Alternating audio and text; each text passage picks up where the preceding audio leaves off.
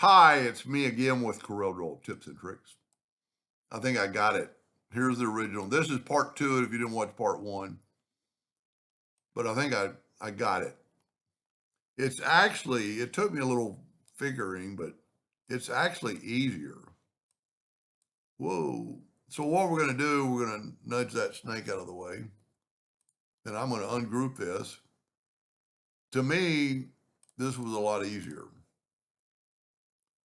So what I'm going to do is I'm going to left click, right click, and I'm just going to get rid of all this. And I'm going to hit P, put it in the center of the page. So what I did, I put a contour. Let's just do it. Object, group, and ungroup, take the contour and hit it out of the way. So there's our original shape. I'm going to go to effects and contour. I'm going to contour. I just picked 1.5. Okay.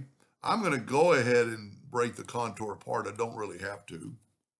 I'm going to control G to group it.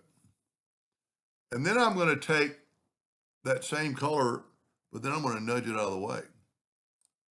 Now I'm going to take this and control D, and because it's a rotating centerable item, we can just rotate it that negative 5 degrees, and then control D, control D, control D. Now, you can't really see too much until we put this back. So this is really easier.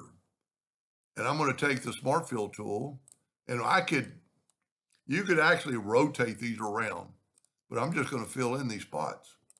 You could definitely rotate this, but by the time you get it all grouped together, and it's just easier to do this.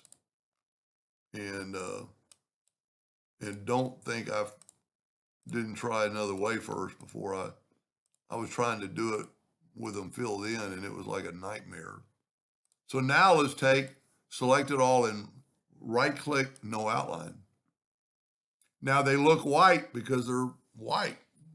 Because they're clear, transparent. I'm going to group them together. I'm going to hit P just to make sure. I'm going to take an ellipse and hit P, holding down the shift key to make it a little bit smaller. Turn it that gray. I'm going to take away the outline on that circle, which this one has a black one. I'm going to go to object order, back a page. And now I can take my snake and hit P. Now I created those other items later, so they're on top. So I'm just going to take the snake and put it on the front of the page. I'm thinking that's dead on. The snake's a little bit different. And if you wanted to, change the snake's head, you could do it. Make the lines a little less thick around the snake. Like this tail wraps around a little bit more. But I'd be happy with that to print or whatever. Hope that helped. Thank you for watching.